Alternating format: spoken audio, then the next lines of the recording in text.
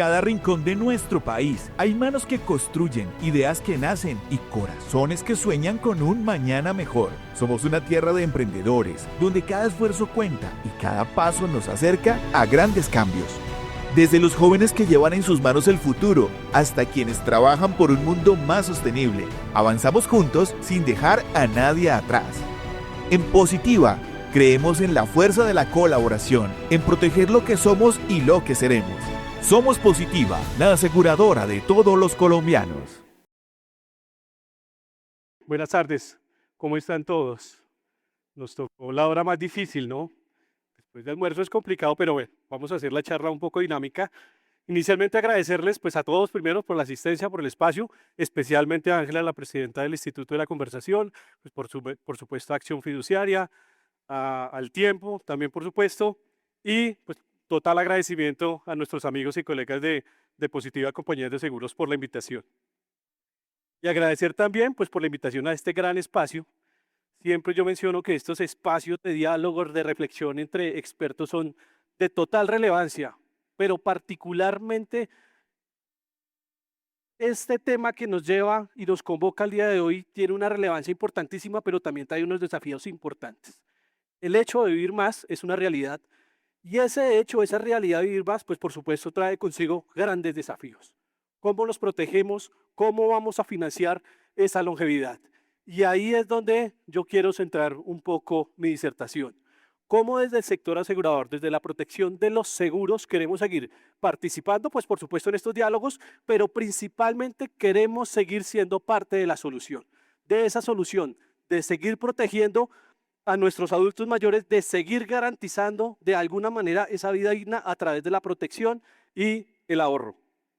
Inicialmente yo voy a hacer una presentación corta, básicamente es un repaso muy rápido de cuál es el estado del arte del aseguramiento actual en el país pensado en esta población silver, población plateada, y cuáles son los retos. Y en un segundo segmento quiero tener una conversación con verdaderos expertos del sector asegurador, donde nos van a dar su visión de en dónde estamos, para dónde queremos ir, pero cuáles son las herramientas que necesitamos como sector asegurador, pero también como país para seguir fortaleciendo la protección de nuestros adultos mayores. Bien, voy a iniciar con unas premisas iniciales, premisas que muchos de ustedes ya han escuchado en el transcurso de la mañana.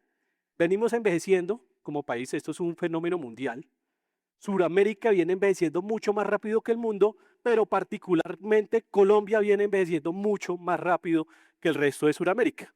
Siempre hablamos de unas edades que viene creciendo las edades, las esperanzas de vida, hablamos de 77, 78 años, ya miraremos un poco qué se dice de la estadística y la probabilidad de cuál es la esperanza o cuál puede ser la esperanza de vida real actualmente en el país. Y como lo mencionaba inicialmente, esa mayor longevidad, mayor población mayor en el país, pues trae algunos retos. Y uno pensaría que la primer puerta de entrada a la protección de nuestros adultos mayores son los sistemas de previsión social, son los sistemas pensionales. Y aquí pues también tenemos que hacer un mea culpa como país y como sociedad. Tenemos unas falencias importantes.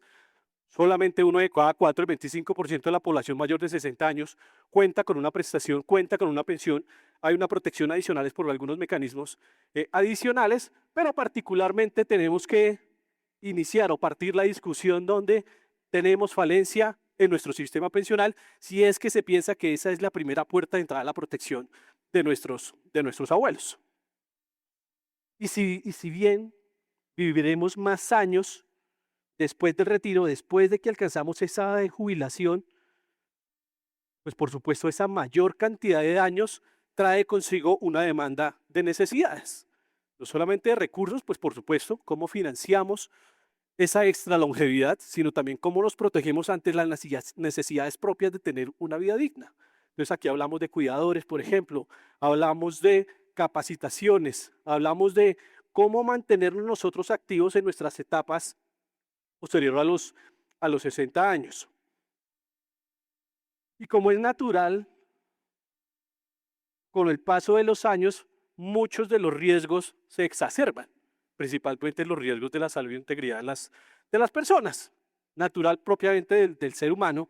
Y entonces, cómo nosotros venimos atendiendo esos riesgos que se profundizan, que se exacerban con el paso de los años.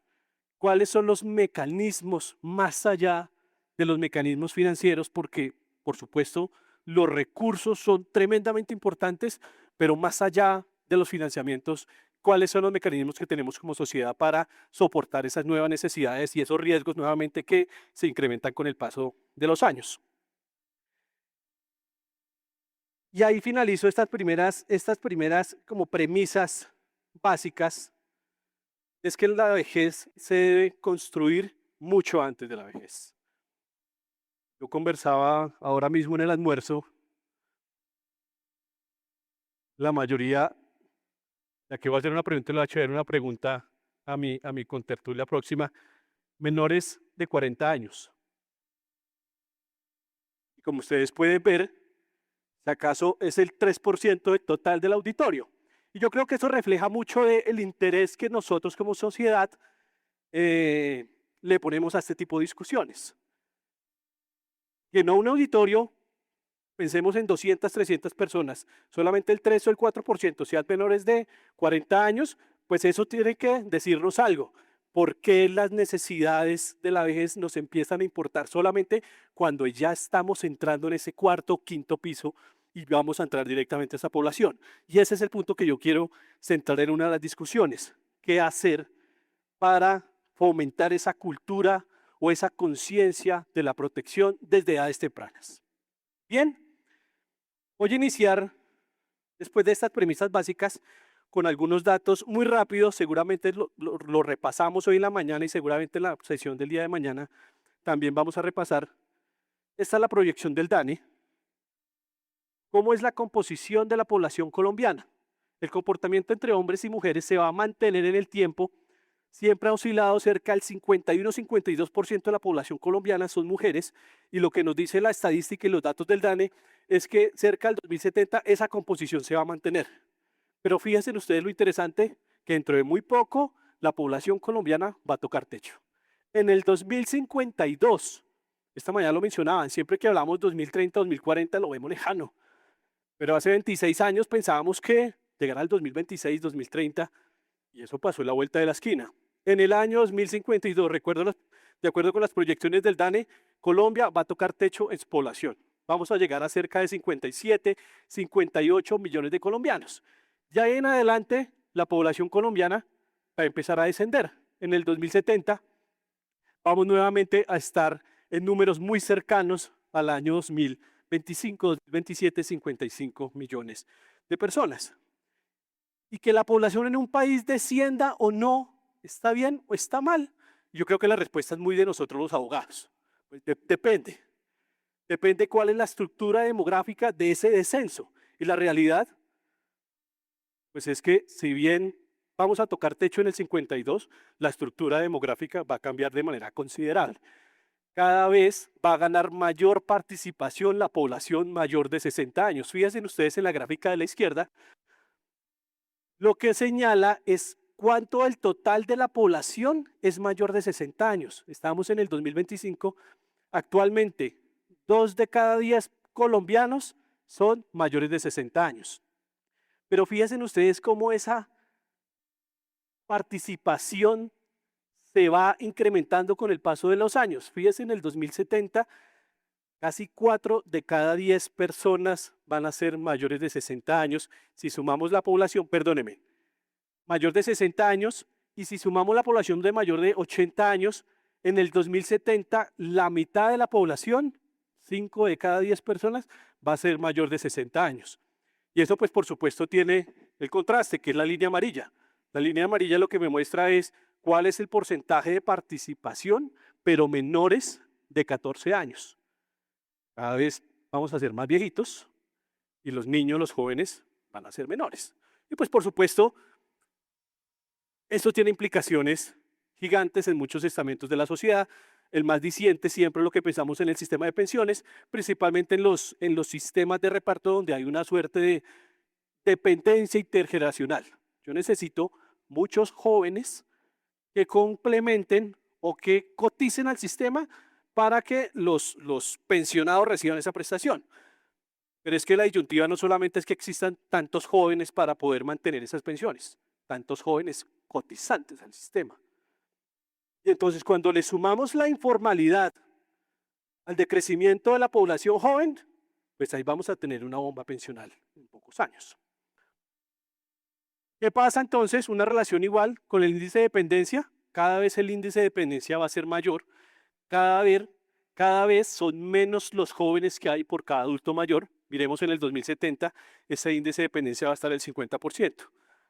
Cada adulto va a haber solamente un joven. Ese índice en el 2025 es del 15%.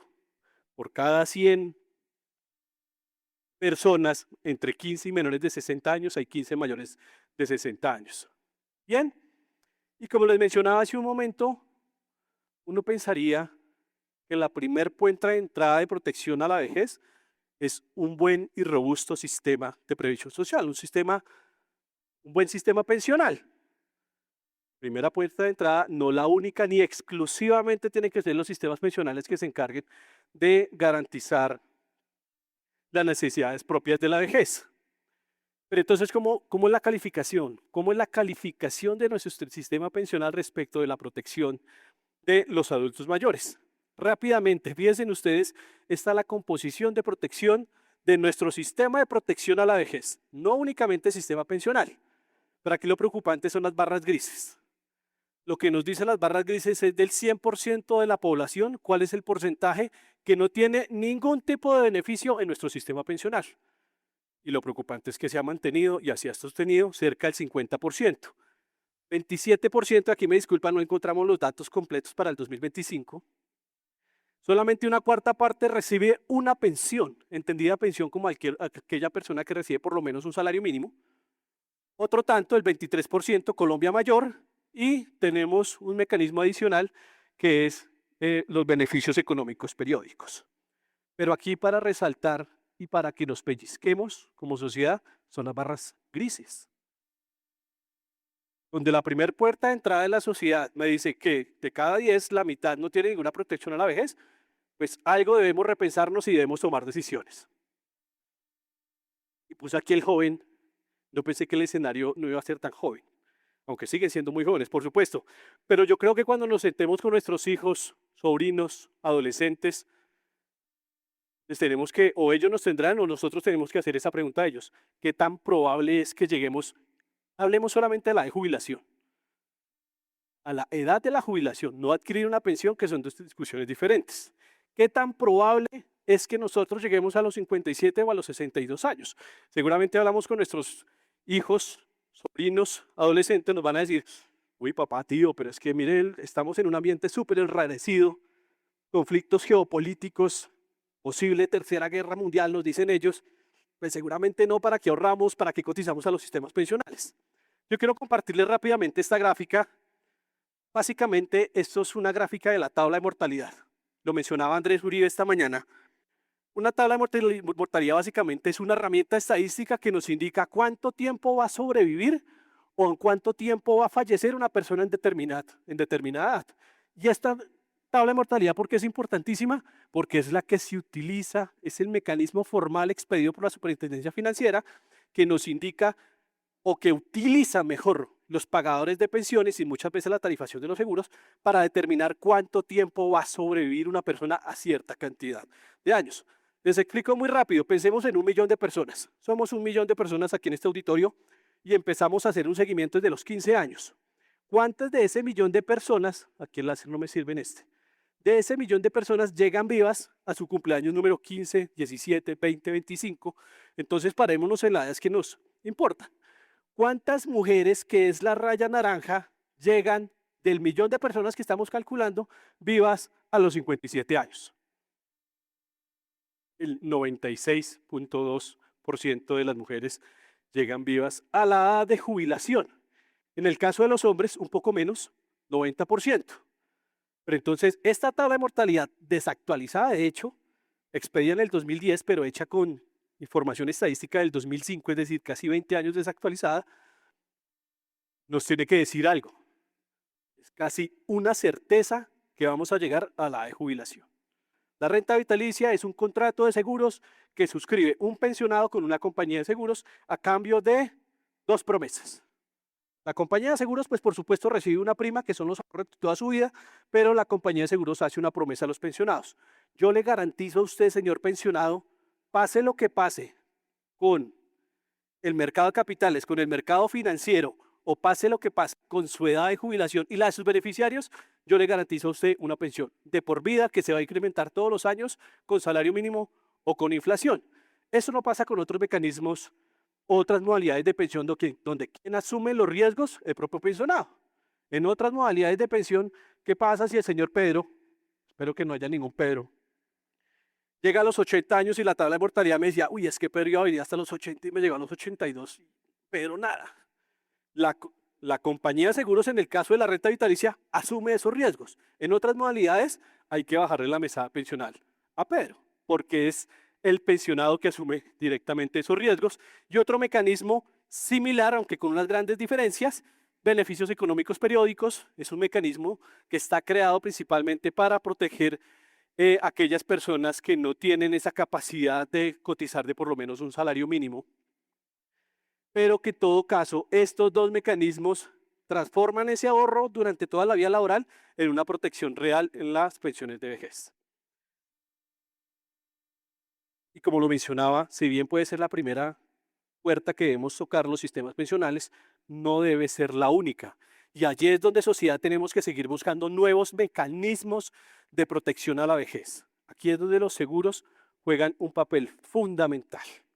Aquí tenemos un camino muy grande que recorrer, pero el aseguramiento, la posibilidad de transferir los riesgos a un tercero, sector asegurador, compañías de seguros, pues por supuesto es un aliciente o es una garantía propia de tranquilidad a los pensionados.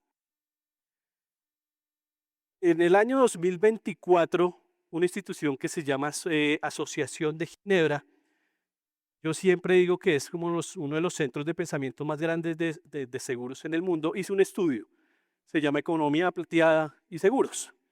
Y allí sacaron este indicador que se llama la relación entre tres esperanzas: la esperanza de vida, la esperanza de buena salud y la esperanza de independencia financiera.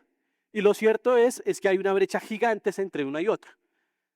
La expectativa de vida, la esperanza de vida viene creciendo. Pasamos desde los 32 en 1900 a los 81 años en el 2024, pero vemos siempre que hay un gap, hay una brecha entre la esperanza de vida y la esperanza de tener buena salud y la esperanza de tener independencia financiera. Fíjense ustedes que la independencia financiera en los primeros años, pues por supuesto dependemos de nuestros padres, pero cerca de los 60, 65 años, si no logramos acceder a esa primera puerta de entrada que se llama sistema pensional, pues ya dependemos financieramente de terceros, de nuestros hijos, de los mismos estados y demás. Y entonces el mismo estudio hizo una verificación de la realidad. Lo que tenemos que hacer es salir y preguntar a las personas, "Oiga, ¿usted qué piensa sobre los riesgos propiamente, las necesidades propiamente que trae la vejez? ¿Y qué piensa respecto del aseguramiento de los seguros?" Fíjense ustedes en las respuestas. ¿Cuáles son las principales preocupaciones sobre el aumento de la longevidad? Eso es una encuesta que se hizo cerca de 15 países, más o menos 20.000 personas.